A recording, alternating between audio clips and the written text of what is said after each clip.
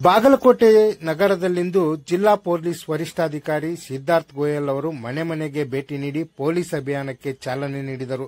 ನಗರದ ವಿದ್ಯಾಗಿರಿಯಲ್ಲಿ ಅವರು ಮನೆಗಳಿಗೆ ಭೇಟಿ ನೀಡಿ ಅಭಿಯಾನದ ಕುರಿತು ಮಾಹಿತಿ ನೀಡಿದರು. ಮಹಿಳೆ ಮತ್ತು ಮಕ್ಕಳ ಸುರಕ್ಷತೆ, ಸೈಬರ್ ಕ್ರೈಂ ಸುರಕ್ಷತೆ, ಬ್ಯಾಂಕಿಂಗ್, ಹಿರಿಯ ನಾಗರಿಕರ ಸುರಕ್ಷತೆ, ಟ್ರಾಫಿಕ್ ಭದ್ರತೆ, ಮನೆ ಲಾಕ್ ಭದ್ರತೆ ಹಾಗೂ ತುರ್ತು ಸಹಾಯವಾಣಿ 112 ಕುರಿತು ಮಾಹಿತಿ ನೀಡಿದರು. ಈ ವೇಳೆ DYSP Gajanan Sutar, CPI Biradar, PSI Kumar Hittalamani ಸೇರಿದಂತೆ ಅನೇಕ ಪೊಲೀಸ್ ಸಿಬ್ಬಂದಿ ಉಪಸ್ಥಿತರಿದ್ದರು.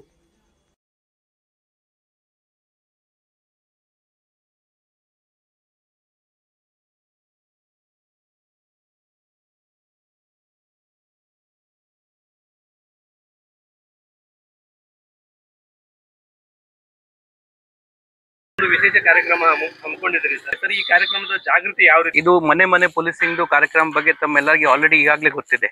ನಮ್ಮ ಹೋಮ್ ಮಿನಿಸ್ಟರ್ ಅವರು ಈ ಪ್ರೋಗ್ರಾಮ್ಗೆ ಚಾಲನೆ ಕೊಟ್ಟಿದ್ದಾರೆ. ಈ ಮನೆ ಪೊಲೀಸಿಂಗ್ ಕಾನ್ಸೆಪ್ಟ್ ಏನಿದೆ, ಪೊಲೀಸ್ ಅವರೇ ಎಲ್ಲ ಮನೆಗೆ ಹೋಗಬೇಕು.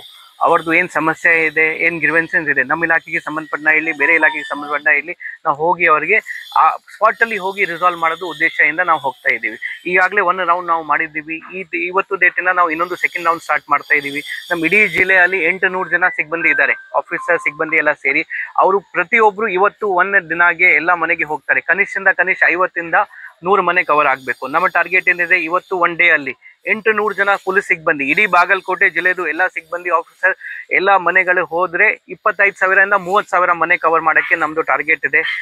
ಮತ್ತೆ ಈ ಟಾರ್ಗೆಟ್ ನಾವು ಯಾಕೆ ಕೊಟ್ಟಿದ್ದೀವಿ, ಬಿಕಾಸ್ ಒಂದೇ ದಿನ ಎಲ್ಲರೂ ಹೋದ್ರೆ ಆ ಇಂಪ್ಯಾಕ್ಟ್ ಜಾಸ್ತಿ ಕಾಣುತ್ತೆ, ಪಬ್ಲಿಕ್ಗೆ ಕೂಡ ಆಗತ್ತೆ. ಮೀಡಿಯಾಗೆ ಕೂಡ ನಾನು ರಿಕ್ವೆಸ್ಟ್ ಮಾಡ್ತಾ ಇದ್ದೀನಿ, ದಯವಿಟ್ಟು ಕೂಡ ಇದರ ಬಗ್ಗೆ ನಮಗೆ ಕವರೇಜ್ ಕೊಡಿ. ಅದರ ಬಗ್ಗೆ ಏನು ನಮ್ಮ ಈ ಮನೆ ಪೊಲೀಸ್ ಕಾರ್ಯಕ್ರಮ ಮುಖಾಂತರ ನಾವು ಏನು ಅವೇರ್ನೆಸ್ ಕೊಡ್ತಾ ಇದ್ದೀವಿ, ಅದಕ್ಕೆ ತಮ್ಮ ಮುಖಾಂತರ ಜಾಸ್ತಿ ಆ ಶಬ್ದ ಏನಿದೆ ಜಾಸ್ತಿ ಸ್ಪ್ರೆಡ್ ಆಗುತ್ತೆ. ಅದಕ್ಕೆ ನಂದು ತಮ್ಮಿಂದ ರಿಕ್ವೆಸ್ಟ್ ಇದೆ. ನಮಸ್ತೆ. ನಾವು ವಿದ್ಯಾಗಿರಿ 14 ಕ್ರಾಸಿಂದ ಇವತ್ತು ಬೆಳಗಿನ ಜಾವ ಪೊಲೀಸ್ ಇಲಾಖೆಯ ಉನ್ನತ ಅಧಿಕಾರಿಗಳು ಹಾಗೂ ಸ್ಟೇಟ್ ಬ್ಯಾಂಕ್ ಆಫ್ ಇಂಡಿಯಾದ ಅಧಿಕಾರಿಗಳು ಮನೆಗೆ ವಿಸಿಟ್ ಮಾಡಿದ್ರು. ಪಬ್ಲಿಕ್ಕಿಗೆ ಯಾವ ರೀತಿ ಅವೇರ್ನೆಸ್ ಇರಬೇಕು ಟು ಅವಾಯ್ಡ್ ದ ಕ್ರೈಮ್ ಅಂತ. ಇಲ್ಲಿ ನಾವು ಅವ್ರು ಏನು ಸ್ಟೆಪ್ ತಗೊಳ್ತಾ ಇದ್ದಾರೆ ಒಳ್ಳೇದು ಅನ್ನಿಸ್ತು ಅಂದ್ರೆ, prevention is better than curing ಅಂತ. ಆಗೋಕ್ಕಿಂತ ಮುಂಚೆನೆ ಅವೇರ್ನೆಸ್ ಕೊಟ್ರೆ ಒಳ್ಳೇದು ಅಂತನೋ ಅವ್ರ ಒಂದು ಜಾಗೃತಿ ಮೂಡಿಸೋ ಅಭಿಯಾನ ಬಹಳ ಇಷ್ಟ ಆಯ್ತು. ಪ್ಲಸ್ ಎಲ್ಲ ಆಫೀಸರ್ಸು ಮನೆಗೆ ಬಂದಿರೋದ್ರಿಂದ ನಮಗೆ ಏನೋ ಒಂದು ಫ್ರೆಂಡ್ಲಿ ಆಗಿ ಅವರು ಬಹಳ ಇದು ಮಾಡಿ ಹೇಳಿದ್ರು. ನಾವು ಕಂಪ್ಲೇಂಟ್ ಮಾಡಕ್ ಹೋಗೋಕ್ಕೂ ಭಯ ಪಡುವಂತ ಸನ್ನಿವೇಶ ಇತ್ತು ಪೊಲೀಸ್ ಸ್ಟೇಷನ್ಗೆ ಆ ಥರ. ಅದಕ್ಕೆ ಅವರು ಅದನ್ನ ಅವಾಯ್ಡ್ ಮಾಡ್ಲಿಕ್ಕೆ ಅಂತ ಹೇಳಿ ಒಂದು ಹೆಲ್ಪ್ ಲೈನ್ಸ್ ಎಲ್ಲ ಕೊಟ್ಟಿದ್ದಾರೆ. SP ಅವರು ಖುದ್ದಾಗಿ SP ಅವರು DSP ಅವರು ಎಲ್ಲ ಬಂದಿದ್ರು. ಒಳ್ಳೆ ಫ್ರೆಂಡ್ಲಿ ಆಗಿ ಅವರು ನಮ್ಮ ಜೊತೆ ಸಂವಾದ ನಡೆಸಿ ಯಾವುದೇ ರೀತಿ ಎನಿ ಟೈಮ್ ನಮಗೆ ಕಾಂಟ್ಯಾಕ್ಟ್ ಮಾಡಲಿಕ್ಕೆ ಒಂದು ಆಶ್ವಾಸನೆ. Thank you. ನಾವು ವಿದ್ಯಾಗಿರಿಯಿಂದ ನ್ಯಾಮಗೌಡ್ರಂತ. ಅಖಿಲ ಭಾರತೀಯ ವಿದ್ಯಾರ್ಥಿ ಪರಿಷತ್ನಿಂದ ರಾಣಿ ಚೆನ್ನಮ್ಮಾಜಿಯ 200ನೇ ವರ್ಷದ ವಿಜಯೋತ್ಸವ ಹಾಗೂ ರಾಣಿ ಅಬ್ಬಕ್ಕನವರ 500 ವರ್ಷದ ಜಯಂತ್ಯೋತ್ಸವದ ಅಂಗವಾಗಿ ರಥಯಾತ್ರೆಯ ಶೋಭಾಯಾತ್ರೆ ಬಾಗಲಕೋಟೆಯಲ್ಲಿ ಜರುಗಿತು. ಬೀಳೂರು ಅಜ್ಜನವರ ದೇವಸ್ಥಾನದಿಂದ ಪ್ರಾರಂಭವಾದ ರಥಯಾತ್ರೆ ನಗರದ ಪ್ರಮುಖ ಬೀದಿಗಳಲ್ಲಿ ಸಂಚರಿಸಿ ಬಸವೇಶ್ವರ ವೃತ್ತದಲ್ಲಿ ರಾಷ್ಟ್ರೀಯ ಸ್ವಯಂ ಸೇವಿಕಾದಿಂದ ಘೋಷವಂದನೆ ಸಲ್ಲಿಸಲಾಯಿತು. ನಂತರ ಬಸವೇಶ್ವರ ವೀರಶೈವ ವಿದ್ಯಾವರ್ಧಕ ಸಂಘದ ಆಟದ ಮೈದಾನದಲ್ಲಿ ಬಹಿರಂಗ ಸಮಾವೇಶ ನಡೆಯಿತು. ಈ ಸಮಾವೇಶದಲ್ಲಿ ಮಾಜಿ ಶಾಸಕ ವೀರಣ್ಣ ಚರಂತಿಮಠ್ ಸೇರಿದಂತೆ ಅನೇಕರು ಭಾಗವಹಿಸಿದ್ದರು.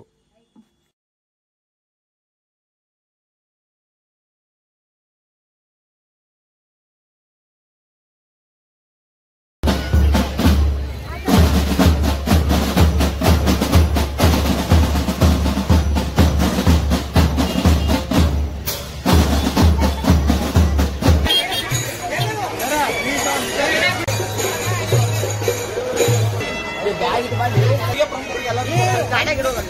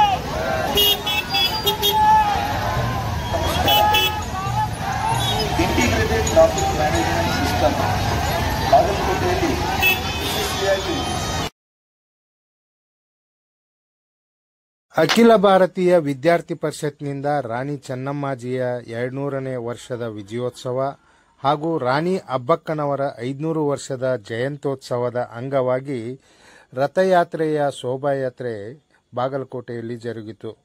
ಬೀಳೂರು ಅಜ್ಜನವರ ದೇವಸ್ಥಾನದಿಂದ ಪ್ರಾರಂಭವಾದ ರಥಯಾತ್ರೆ ನಗರದ ಪ್ರಮುಖ ಬೀದಿಗಳಲ್ಲಿ ಸಂಚರಿಸಿ ಬಸವೇಶ್ವರ ವೃತ್ತದಲ್ಲಿ ರಾಷ್ಟ್ರೀಯ ಸ್ವಯಂ ಸೇವಿಕಾದಿಂದ ಘೋಷವಂದನೆ ಸಲ್ಲಿಸಲಾಯಿತು.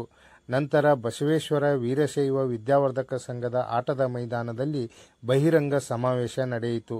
ಈ ಸಮಾವೇಶದಲ್ಲಿ ಮಾಜಿ ಶಾಸಕ ವೀರಣ್ಣ ಚರಂತಿಮಠ್ ಸೇರಿದಂತೆ ಅನೇಕರು ಭಾಗವಹಿಸಿದ್ದರು.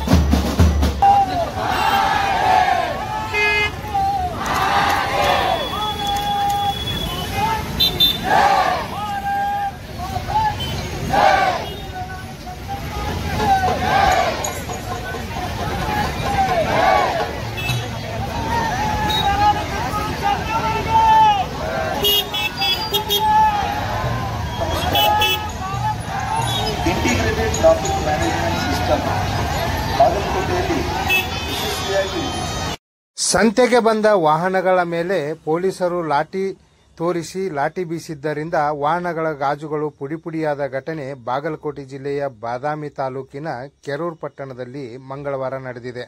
ಇದರಿಂದ ರೊಚ್ಚಿಗೆದ್ದ ವಾಹನಗಳ ಮಾಲೀಕರು ಹುಬ್ಬಳ್ಳಿ ಸೊಲ್ಲಾಪುರ ರಾಷ್ಟ್ರೀಯ ಹೆದ್ದಾರಿ 218ರಲ್ಲಿ ರಸ್ತೆ ತಡೆ ನಡೆಸಿ ಟೈರ್ಗೆ ಬೆಂಕಿ ಹಚ್ಚಿದರು. ನಂತರ ಪೊಲೀಸರೊಂದಿಗೆ ವಾಗ್ವಾದ ನಡೆಸಿದರು. ಈ ಪ್ರತಿಭಟನೆಯಿಂದಾಗಿ ಟ್ರಾಫಿಕ್ ಜಾಮ್ ಆಗಿತ್ತು. ಪ್ರತಿ ಮಂಗಳವಾರ ಈ ಭಾಗದಲ್ಲಿ ನಡೆಯುವ ದೊಡ್ಡ ಸಂತೆ ಇದಾಗಿದೆ. ಈ ಸಂತೆಯಿಂದ ಹೊರ ರಾಜ್ಯಕ್ಕೆ ಜಾನುವಾರುಗಳು ರಫ್ತಾಗುತ್ತವೆ.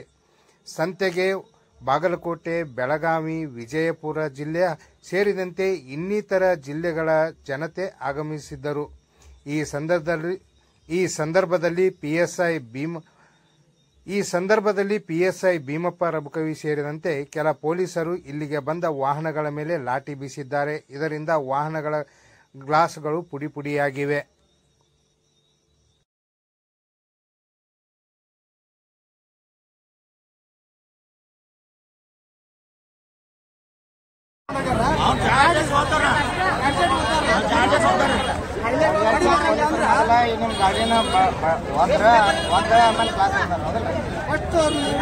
ಮೊದಲ ಕ್ಲಾಸ್ ಹೊಡ್ದಾರ್ರಿ, ಆಮೇಲೆ ಡ್ರೈವರ್ ಹಿಡಿತೀರಿ ಅಂತ ಅಂದ್ರೆ ಹಚ್ಚಕ್ಕೇನು ಪರ್ಮಿಷನ್ ಕ್ಲಾಸ್ ಹಾಕೊಂಡು ಹೋದ್ರೆ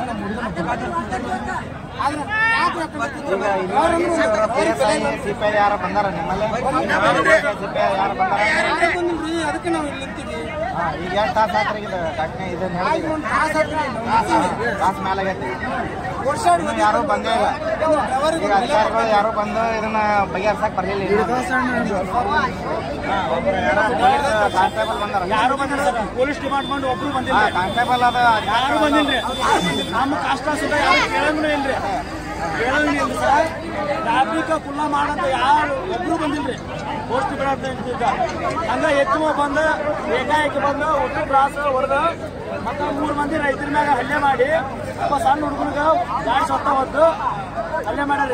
ಏನಾರು ಕೇಳಕ್ ಹೋದ್ರೆ ನನ್ನೇನು ಕೇಳ್ತಿಲ್ಲ ಅಂತ ಹೇಳ್ತಾರ ಸರ್. PSI ಬಸ್ಸಲ್ಲಿಂದ ಮಾತಾಡ್ತಾನ್ರಿ. ಅಂದ್ರೆ ನೀವು ಕೂಡ ರೈತರನ್ನ ಇಲ್ಲ? ಸರ್ ನಾವು ಡ್ರೈವರ್ನು ಹೌದು, ರೈತರು ಹೌದು. ಆಮೇಲೆ ಸರ ದೌರ್ಜನ್ಯ ನಮಗ ಅವ್ರ ಏನ್ ಕೇಳ್ಬೇಕು ಸರ? ನಮ್ದು ಡಾಕ್ಯುಮೆಂಟ್ಸ್ ಏನೈತಿ ಎಲ್ಲ ಕೇಳಿದ್ರೆ ನಾವು ಕೊಡ್ತಿದ್ವಿ ಸರ್. ಏಕಾಏಕಿ ಬಂದು ಒಬ್ಬರು ನಿಂದಿರ್ಸಲಾರ ಏಕಾಏಕಿ ಬಂದು ಗಾಡಿ ಮ್ಯಾಗ ಹಲ್ಲೆ ಮಾಡ್ಯಾರ ಸರ್. ಯಾಕಪ್ಪ ಕೇಳಿದಕ್ಕೆ ರೈತರ ಮ್ಯಾಗ ಹಲ್ಲೆ ಮಾಡ್ಯಾರ. ಸರ್ ನಾವು ಗಾಡಿ ದಂಡ ಹಾಕ್ಬೇಕಿದ್ರು ಸರ್. ಏನ್ ಬೇಕು ದಂಡ ಹಾಕ್ತೀನಿ, ಗಾಡಿ ತಪ್ಪಾಗಿ ಕೇಳಿ ಅವರು ಬಡಿದು ಮಾಡಕ್ ಅವ್ರಿಗೆ ತಪ್ಪಾಗೈತಂತ ಕಾಲ್ ಬಡಿ ಅಧಿಕಾರ ಇಲ್ಲ. ಈ ಕಾಂಗ್ರೆಸ್ ಸರ್ಕಾರ ಬಂದಿದ್ರೆ ನಮ್ದು ಏನು ನಡೆಯಂಗಿಲ್ಲ.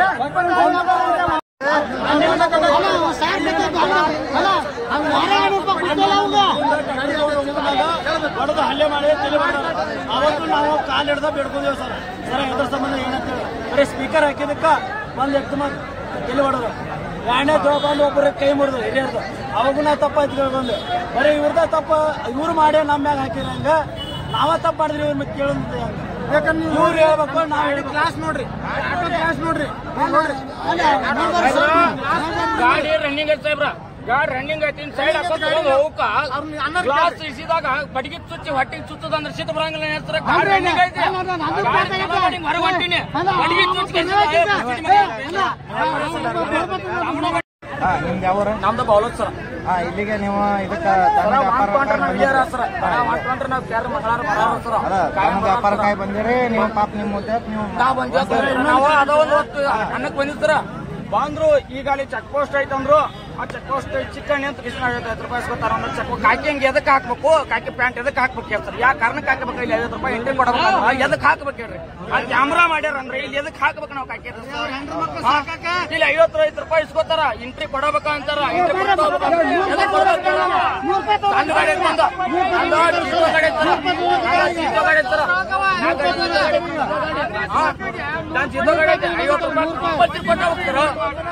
ಅವ್ರೆಲ್ಲ ಇನ್ಫಾರ್ಮೇಶನ್ ಇರಂಗಿಲ್ಲ.